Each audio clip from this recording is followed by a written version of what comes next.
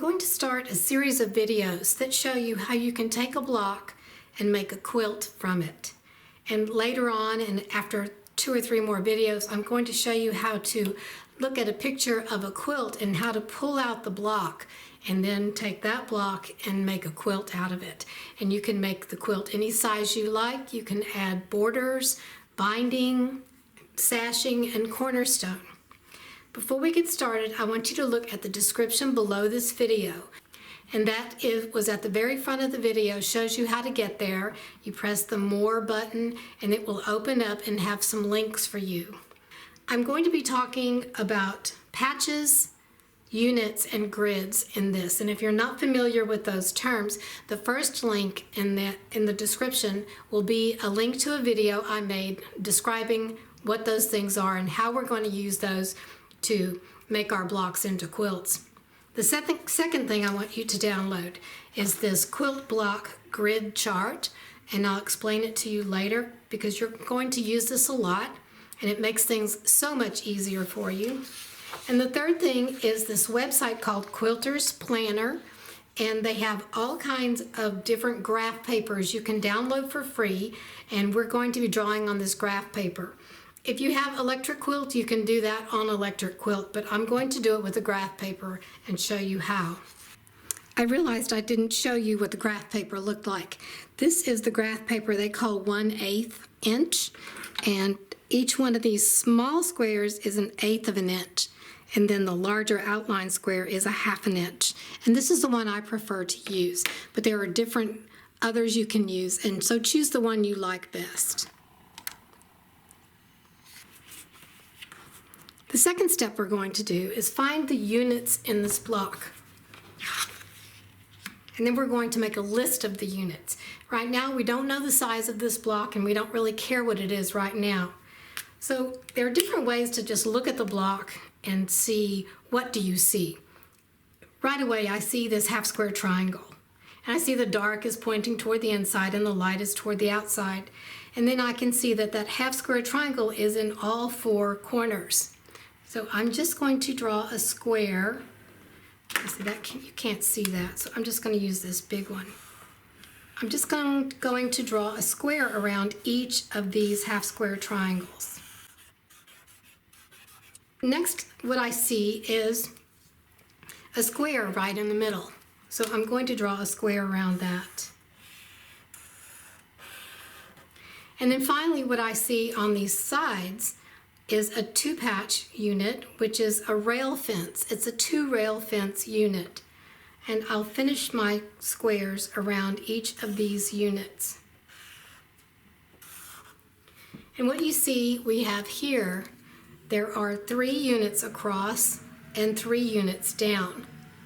We have half square triangle, rail fence, half square triangle. The same thing this way.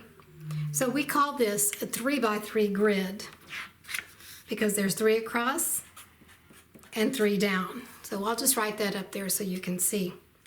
The next thing we want to do is make a list of all the units and patches that are in this block. As a reminder, a half square triangle is a unit, a rail fence block is a unit, and this is a patch. It's a square patch. So let's take the half square triangles. We'll write HST, and we have 4 of those in the block. So we have 4. Then we have the rail fence units, and I'm going to call it a 2-rail fence. And we have 4 of those. I call it 2 rails because there's 1 rail and 2 rails, a dark and a light. You can have 3 rails, 4 rails, as many as you like. And then finally we have the single square for 1. And if you look at a 3x3 grid, 3 times 3 is 9. So you should have 9 patches or units in this block. So if we add these together, 4 plus 4 plus 1 is 9. So we have our 9 units. Next we're going to take this block and draw it on graph paper. And I like to draw it on graph paper so I can see how it's going to be put together. I'm going to leave 1 row and 1 column open. So I'll start and mark my 3x3 grid. 3 across, 3 down. And then I'll just draw the lines. Now you can draw better lines. Oh, I shouldn't have done that. This is a friction pen, so you can erase it. And let's draw the 3x3 grid.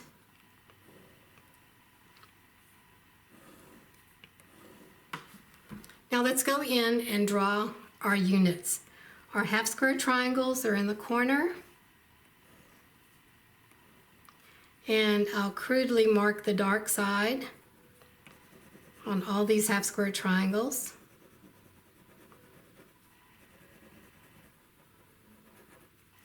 Now let's fill in the rail fence units.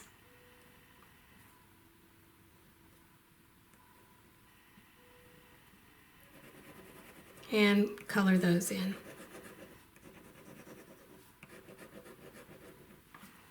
You can probably skip this step if you have a good picture like this. You can probably skip this step, but I like to do it just to see how it is. And next thing I like to do is, if I'm not sure about how the block will look with set block to block, I'll draw some more grids. So this is 4 blocks set block to block.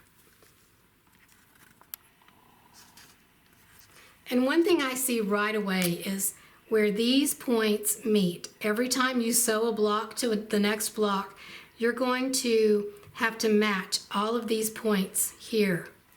And I don't really like to do that. So I drew out 4 blocks with a sashing and cornerstones. And I like this much better. I like the look of it better, and I like the idea that I don't have to match any of these points. So this is what I'm going to go with when I make my quilt. The next thing we're going to do is find the block size. And this is where the quilt block grid chart comes into play. This chart lists block finished sizes, and these are across here. They go down this way. These are the unit finished size, and this tells you which grid you're looking at. And I have highlighted some common block sizes. The 6-inch size are in dark blue, the 8-inch size are in this lighter blue, the 9-inch are in this pink, the 10-inch is in green, and the 12-inch is in this sort of orange color, just to show you the variety of different blocks you get with the different grids. Now these are all finished sizes, so you don't have to worry about that. We're going to look at our 3x3 grid, which is this column right here. And let's say we had a whole bunch of half square triangles that finish at 3 inches, and they're all ready to be sewn into a block. So we want to use those for this quilt. We will go to the unit finished size, and we have half square triangles, and we'll look at the 3-inch finished size. So let me circle that. And then if you go across to where the 3x3 grid is, you'll see that the block size will be 9 inches. Let's say you wanted a 10-inch block of this churn dash block. You would look down this grid, the 3x3 grid, under the block finished size, and you'll notice that we don't have a 10-inch finished size. We have a 10.5 and we have a 9. And for the 10.5 finished size, you'll see that the unit size has to finish at 3.5 inches. So you would have to have a 3.5-inch finished half square triangle and a 3.5 finished square.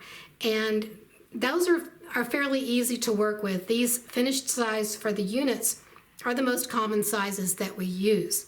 But if you wanted a 10-inch, you would have to have a finished unit size somewhere between 3 and 3.5 inches. And so that would mean maybe you need a 3.25 finished square or finished half square triangle. And that's a lot of different math, and you probably don't have the ruler that will cut those.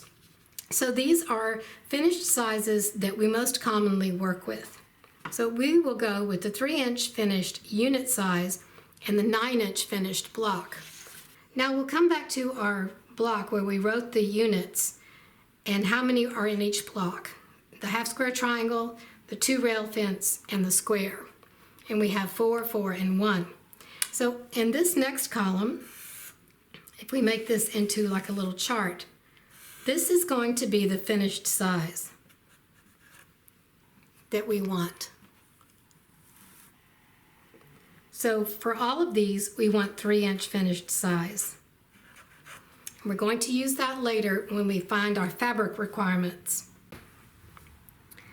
Before you decide how many blocks you need and how big to make your quilt, you might want to do a test block. You know which units you need. You know the unit sizes. So you might want to cut out 4 half-square triangles that finish at 3 inches, 4 rail fence units, and a square that all finish at 3 inches. Put the block together and see how you like it. Sometimes I'll put a block together and I just don't like how it looks, or I don't like how it pieces, and I'll just do away with the block and start on something different. So at this point, I encourage you to sew a test block.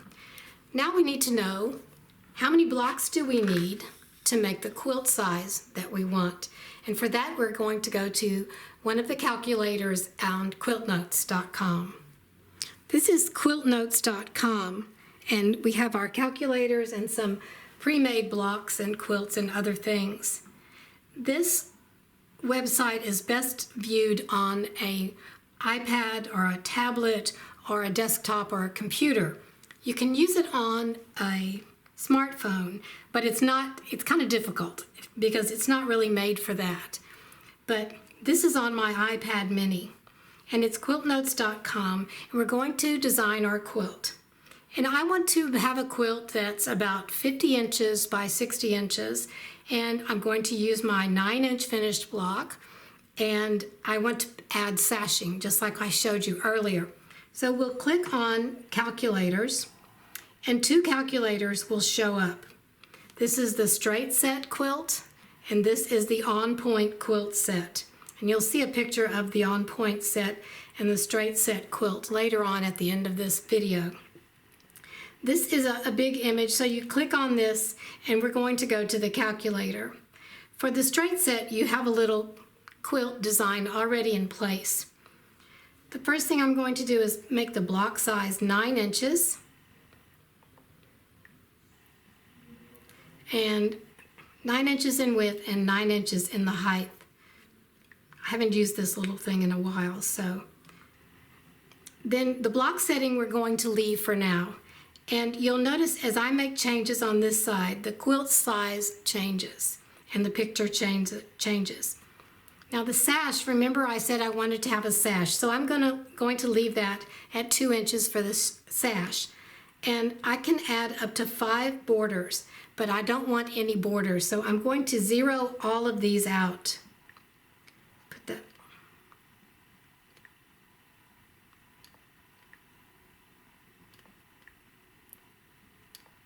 Okay.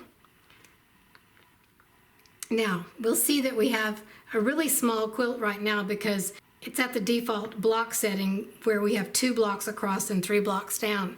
So I'm going to look at the quilt size, and right now it's 24 by 35. So I want this to be closer to 50, and I'm going to change this. Now on this tablet, there aren't any arrows that let you go up and down, so I'll have to add each one separately. I'm going to add 5 blocks across, and you see it's 57 inches. And I'm going to keep it like that. And then I want to have 60 inches in the length of the quilt. Right now it's 35 inches. So I'm going to put 6 and see what we get. Now we have it 57 by 68. So I think I'm going to keep that size. And now when you're happy with the size, you press the submit button and it calculates what you need. This is the information you get. The block size is 9 inches high and 9 inches wide. The block setting is 5 across and 6 down. The quilt size is 57 by 68, and the number of blocks is 30, and we're going to need this in the next step. It also gives me my binding fabric, my backing fabric for 45-inch wide and 108-inch wide, and it gives me the fabric I'll need for the sashing. It will give me sashing without cornerstones and sashing with cornerstones. There are no borders, so there's nothing down here. Now I'm happy with this, so I'm going to print this.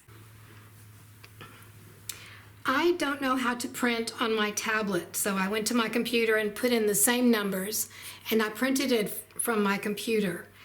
One thing you have to do when you print is you'll have to scale down your printing, either to fit to the page, or usually I scale it down to 80%, and it gets everything, all the results on one page. So you don't have to print 2 pages, and one page has practically nothing on it. So let me just zoom in into this. And here's all the information, same as we saw on the screen. It's printed. Here's what we're going to use next, the number of blocks. I would keep this printout because it has all your fabric requirements you'll need for your quilt, for everything but the blocks. And we're about to do the blocks next. So here's our little sheet again, where we have the half square triangles, the rail fence, and the square, all the units, and how many units are in each block, and how big the finished size is. The next thing we're going to do is put how many units, or how many blocks we need. So we need 20 blocks. We need 30 blocks. So we need 30 blocks. Now for the half square triangles, let me just do this. I know it's very sloppy, I'm sorry. So for the half square triangles, we need 4, and we need 30 blocks. So 4 times 30, 120. Yes, and the same thing with the rail fence. 4 in each block times 30 blocks is 120. The square, 1 per block times 30 blocks is 30. These are the numbers you're going to use to find your fabric requirements for your half square triangles, rail fence, and squares. And we're going to do that next. Now this is the very last step, and we're going to find for each of these units, we're going to find how much fabric we need for this many units. So half square triangles, we need 120 units at 3-inch finished. Same thing with the 2 rail fence, and for the square we'll need 30 squares, 3-inch finished. Now we'll go from here to Quilt Notes, and we're going to click on blocks. And you see these are all the block calculators, and the very first section is called common units, and we're going to use that. After this section are 1 patch and 2x2 grids and some other grids all the way down. You can look at that while you're there. So let's look at the common units, and we'll find the first one is the half square triangles. So we'll click on that. What you're going to enter here is the number you need and the finished size. For this one we have a piecing method too, so we'll go through that. The number of half square triangles we need is 120. Put that in. And the finished size is 3 inches. And then for piecing method, I'm going to choose, I'll show you, the method we'll use is 8 at a time and trim down later. So we're going to cut them a little bit bigger and trim them down later. But really you can use any method you want to make your 120 3-inch finished half square triangles. Then we'll press calculate, and it gives you the finished information. Number of half square triangle units you need is 120. The finished size is 3 inches. Your piecing method is 8 at a time and trim. Then fabric 1, it gives you 24 inches or 0.67 yards. And you'll cut 3 strips at 8 inches times width of fabric and subcut 15 squares. And then you'll use your 8 at a time method to make those. And fabric 2 is the same as fabric 1 because you'll have a light and a dark. So I want to show you how you would do this if you have AccuQuilt. The number of patches you need is 120, and the finished size is 3 inches, the same thing. And the piecing method, we'll choose AccuQuilt, and then we'll calculate. It tells you the same thing. Now it gives you the information for rotary cutting, But what you'll do is click on whichever die you're using. Here it gives you two choices for 3-inch finished half square triangles. You'll click on the die and enter 120 in the number of units. So let's click on this one. And here's your die you have. So you see it makes 4 patches at a time, and you can layer up to 6 layers. So for the number of half square triangles, you'll put 120 and then calculate it. And it gives you the number, it gives you the fabric you need, and it gives you cutting instructions for that die. Otherwise, you can use the same fabric requirements you got from the rotary cutting side as well. So here are our results, and you want to print this in the same way. So however you print it, and you need to scale it to about 80% to get this all on one page. Now we have our quilt fabric requirements and information about the size of the quilt and the block and the number of blocks we need. And we have our half square triangle fabric requirements and cutting instructions. Next, we're going to do the rail fence, but before we do that, I need to explain the rail fence. We know that this is a 3-inch finished block, and what the rail fence is, in this case, is 2, so half of 3 inches is 1.5 inches. So this will be, we're going to do the rail fence in layers, so this will be 1.5 inches finished, and this will be 1.5 inches finished, and I'll show you that now. We go to our common units, and right here we have the rail fence variations. So we'll click on that. And this one you can put up to 4, we call them layers. So this is 2 layers, 1 and 2, a light and a dark. And we have the number of units. Let's put 120. Oops.